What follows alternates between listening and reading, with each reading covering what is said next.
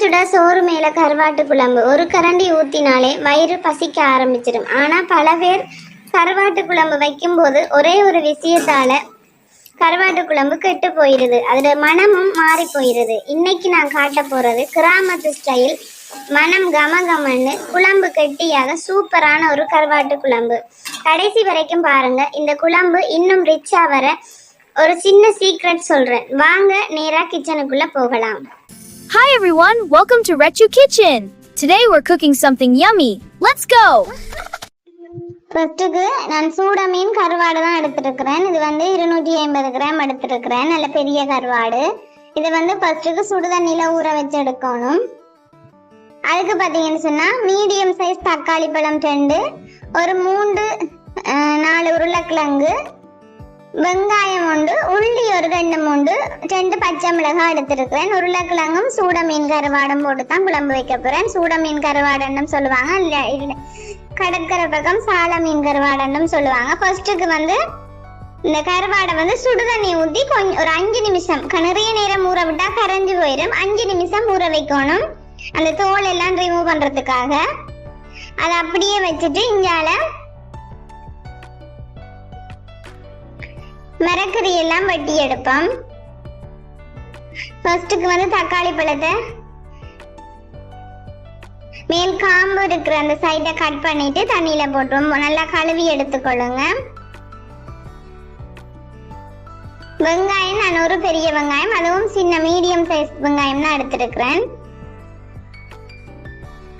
இந்த உருளைக்கிழங்கும் தக்காளி பழமும் சேரும் போது உங்களுக்கு ரொம்பவே டேஸ்டா இருக்கும்.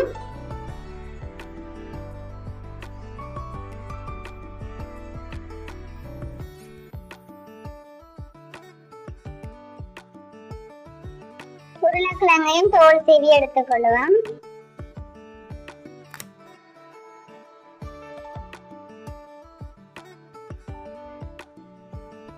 ஓகே, இப்ப இந்த மரக்கறிகளை கட் பண்ணி எடுத்துக்கொள்ளுவோம்.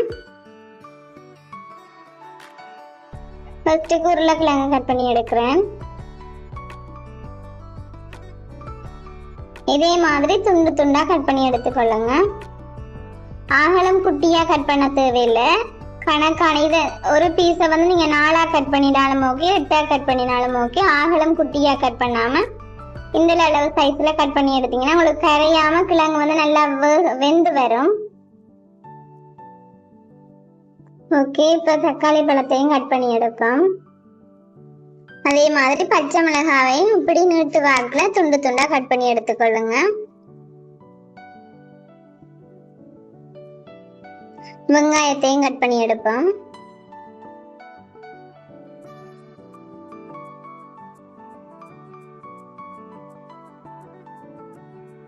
இந்த உள்ளியையும் ஒன்றும் பாதியுமா உரல்ல இடிச்சு எடுத்துக்கொள்ளுங்க. அப்பதான் நீங்க அந்த தாளிச்சு சேர்க்கும் போது ரொம்பவே வாசமா இருக்கும். அதனால ஒன்றும் பாதியுமா இடிச்சு சேர்த்துக்கொள்ளுங்க. ஓகே, இனி இந்த கருவாடை எப்படி கிளீன் பண்றேன்னு சொல்லி பார்ப்போம். ஃபர்ஸ்ட்டுக்கு அந்த தோலை ரிமூவ் பண்ணி எடுக்கணும். அதுக்கு முதல் சுடுதண்ணியில இருந்து எடுத்து ஒரு டிஷ்ஷுக்கு மாத்திக்கொள்ளுவோம்.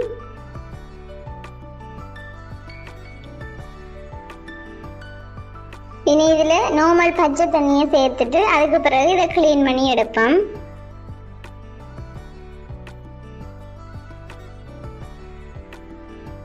நான் உங்களுக்கு ஃபர்ஸ்டா 2 கருவாடை கிளீன் பண்ணி காட்டுறேன். அதை நீங்க முள்ளெல்லாம் நீக்காம மேல் தோலை மட்டும் நீக்கிட்டு இதே மாதிரியும் சேர்த்து கொள்ளலாம். பாருங்க, வாழை பிச்சுட்டு இதே மாதிரி சேர்த்து கொள்ளலாம். அப்படி இல்லை நீங்க முள்ளெல்லாம் நீக்கி எடுக்க போறீங்கன்னு சொன்னா நான் திருப்பியும் இன்னொரு தடவை செய்து காட்டுறேன். அதே மாதிரி முள்ளெல்லாம் நீக்கிட்டு சேர்த்துக்கொள்ளுங்க. இது நான் முள்ளு நீக்காம வாழை பிச்சுட்டு நல்ல வெளியில நல்ல தோல் எல்லாம் நீக்கி கிளீன் பண்ணி காட்டுறேன்.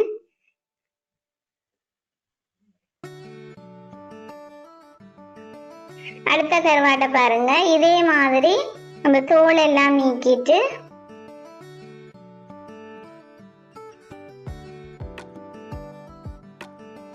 இந்த கருவாட்டை அமர்த்தினீங்கன்னு சொன்னா 2ஆ உடைஞ்சு வரும். அதுல முள்ளை எடுத்துட்டு இப்படி முள் இல்லாத துண்டு துண்டா சேர்த்துக்கொள்ளுங்க. நான் அப்படி முள் இல்லாம தான் எடுத்து கிளீன் பண்ணிட்டேன். கிட்ஸுக்கு கொடுக்குறபடியா முள் இல்லாம சேர்க்க போறேன். உங்களோட விட்டு கிட்ஸ் வந்து உரைப்பு சாப்பிடுவாங்கன்னு சொன்னா நீங்க இப்படியே செய்து கொடுக்கலாம். அப்படி இல்லை அவங்க உரைப்பு சாப்பிட மாட்டீங்கன்னா இதுலயே வச்சு நீங்க பால் சொதியா வச்சு செய்து கொடுக்கலாம். அப்படி இல்லாட்டி இதை பொரிச்சிட்டு நீங்க கொடுக்கலாம். நல்ல முருகை பொரிச்சிட்டு கொடுக்கலாம். ரொம்பவே ஹெல்த்தி, ஆரோக்கியம். அதனால கண்டிப்பா ட்ரை பண்ணி பாருங்க. நான் வந்து இன்னைக்கு முள்ளெல்லாம் நீக்கிட்டு அவங்க உரைப்பு சாப்பிடுவாங்கன்றபடியா உரைப்பான ஒரு குழம்பு தான் வச்சு கொடுக்க போறேன். கிட்ஸுக்கு ரொம்பவே பிடிக்கும். பாருங்க, நான் அந்த கருவாடெல்லாம் கிளீன் பண்ணிட்டு நடுமுள்ள மட்டும் வீசுறேன். அப்படியே கிளீன் பண்ணி எடுத்துட்டு இதை வந்து 2ல இருந்து 3 தண்ணியில நல்லா கழுவி எடுக்கணும். மண் இல்லாம நல்லா கழுவி எடுக்கணும். ஏன்னா நீங்க தோல் எல்லாம் நீக்கிட்டீங்க. இதுல வந்து மண் அப்படித்தான் இருக்கு, மண் தூசுகள் தான் இருக்கும். அதை வந்து 2 அல்லது 3 தண்ணியில நல்லா கழுவி எடுங்க. முள் எடுத்துட்டு நீங்க கிளீன் பண்ணினீங்கன்னு சொன்னா உங்களுக்கு சாப்பிடவும் ஈஸியா இருக்கும். அப்படி கிட்ஸ் சாப்பிட்றாங்கன்னா ரொம்பவே ஈஸியா இருக்கும். முள்ளோட நீங்க கறியில சேர்த்தீங்கன்னு சொன்னா உங்களுக்கு வந்து சாப்பிடவும் கஷ்டமா இருக்கும். கிட்ஸ் சாப்பிட்றதுனாலும் கஷ்டமா இருக்கும். அதனால முள்ளை நீக்கிட்டு சேர்த்துக்கொள்ளுங்க.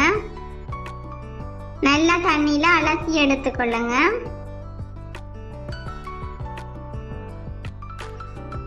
ஓகே, நான் கிளீன் பண்ணி எடுத்துட்டேன். இனி வாங்க இப்படி கறி வைக்கிறேன்னு சொல்லி பார்ப்போம். ஒரு சட்டி அடுப்புல வச்சுட்டு சட்டி சூடானது மண்ணியை சேர்த்துக்கொள்ளுங்க. கொஞ்சமா தான் எண்ணெய் சேர்க்கிறேன். எண்ணெய் சூடானதும் பெரிய சீரகம் கொஞ்சமா சேர்த்துக்கொள்றேன்.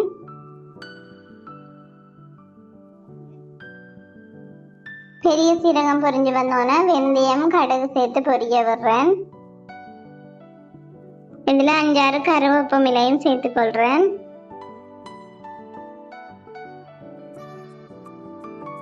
அதோட வெட்டி வச்சிருக்கிற தக்காளி பழம், வெங்காயம், பச்சை மிளகாய் எல்லாத்தையுமே சேர்த்து வதங்க விடுறேன். உருளைக்கிழங்கையும் சேர்த்து நல்லா வதங்கி வரணும். அதனால நல்லா மிக்ஸ் பண்ணி விடுங்க.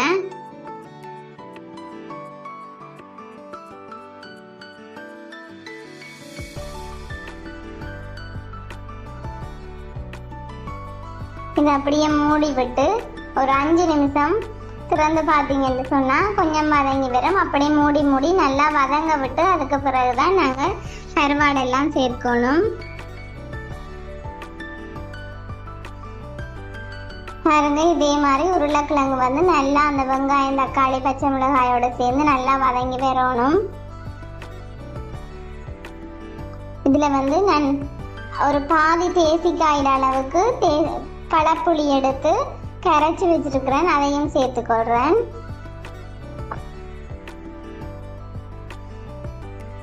இதுல வந்து தேங்காய் பால் வந்து 2ஆம் பால் எடுக்கிறேன். அதையும் சேர்த்துக்கொள்றேன்.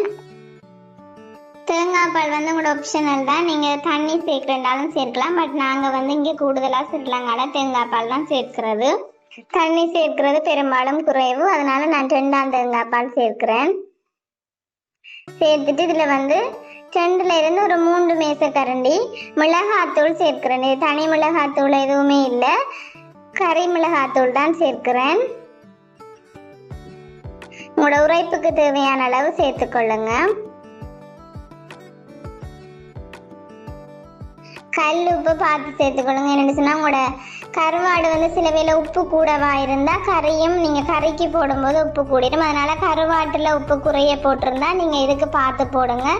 அப்படி இல்லை நீங்க யூஸ் பண்ற கருவாடு வந்து உப்பு கருவாடா இருந்தா குழம்புக்கு வந்து உப்புக்கு வந்து குறைச்சி போட்டீங்கன்னு சொன்னா உங்களுக்கு அளவு சரியா வரும். பாருங்க, இதே மாதிரி நல்லா கொதிச்சு வரும்போது நல்லா ஒருக்கா மிக்ஸ் பண்ணி விடுங்க. தலன்னு நல்லா கொதிச்சு வரணும்.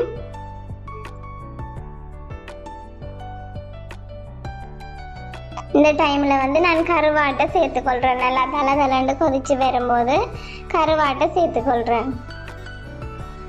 நீங்க கருவாடு சேர்த்து கொதிக்க விடும்போது வீடே உங்களுக்கு வந்து வாசனையா இருக்கும். இந்த கருவாடு, உருளைக்கிழங்கு எல்லாம் சேர்ந்து செம டேஸ்டா, செம வாசமா இருக்கும். சூப்பரான ஒரு ரெசிபி, கண்டிப்பா ட்ரை பண்ணி பாருங்க.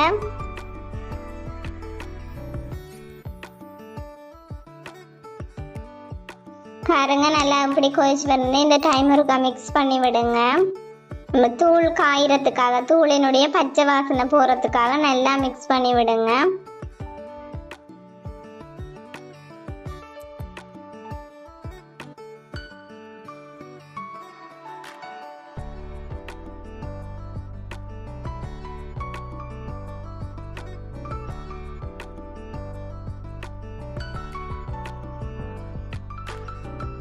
பாருங்க அந்த கரையோரங்கள் எல்லாம் நல்லி வத்தி வரும்போது எடுத்து வச்சிருக்கிற தேங்காய் பால்ல வந்து கட்டி பால், அதாவது முதல் பால் கொஞ்சமா சேர்த்துக்கொள்ளுங்க. சேர்த்துட்டு நல்லா ஒருக்கா மிக்ஸ் பண்ணி விடுங்க.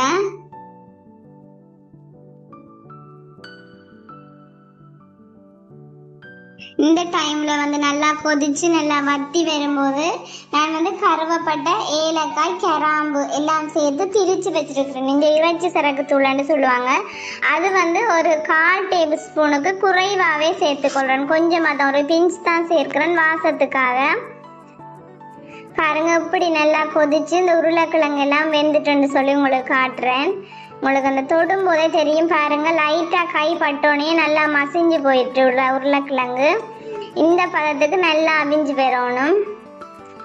ஓகே, சூப்பரான உருளைக்கிழங்கும் சால மீன் கருவாட்டு குழம்பும் ரெடி ஆயிட்டு. பார்த்தீங்கன்னு சொன்னால் உங்களுக்கு தெரியும், சிவப்பு பச்சை அரிசி சோறும் சால மீன் கருவாட்டு குழம்பும் ரொம்பவே டேஸ்டாக இருக்கும். கண்டிப்பாக ட்ரை பண்ணி பார்த்துட்டு எப்படி இருக்குன்னு சொல்லுங்கள். ஓகே, இந்த வீடியோ பிடிச்சிருந்தா லைக் பண்ணுங்க, கமெண்ட் பண்ணுங்க, ஷேர் பண்ணுங்க. மறக்காம ரெச்சு கிச்சன் யூடியூப் சேனலை சப்ஸ்கிரைப் பண்ணிக்கொள்ளுங்க. தேங்க்யூ. நெக்ஸ்ட் வீடியோவில் சந்திப்போம். சூப்பரான பச்சை அரிசி சோறோட நாங்கள் சாப்பிட போகிறோம். வாங்க சாப்பிடலாம். தேங்க்யூ.